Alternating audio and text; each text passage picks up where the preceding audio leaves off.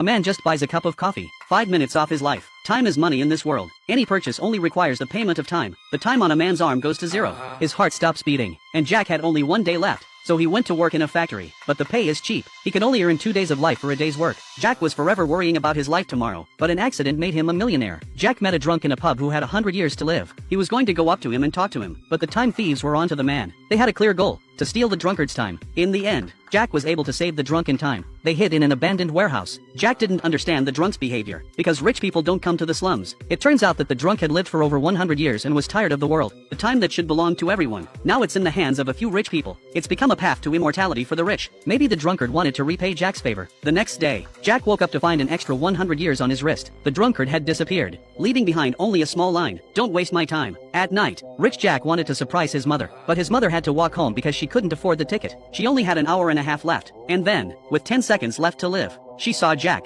who was also running towards this place. But 10 seconds is too short. Jack stretched out his hand as hard as he could. What he waited for was a desperate tragedy. Jack looked at the cold numbers on his wrist and his heart was filled with hatred. He was determined to avenge his mother. The best way to do that now was to take away the rich man's time. Jack booked a limousine to get to the rich man's neighborhood. It took him a year just to pass the 3 hurdles. Jack was even angrier. It meant that the poor people's efforts were completely futile. But when he actually entered the rich district, he realized that he had been naive.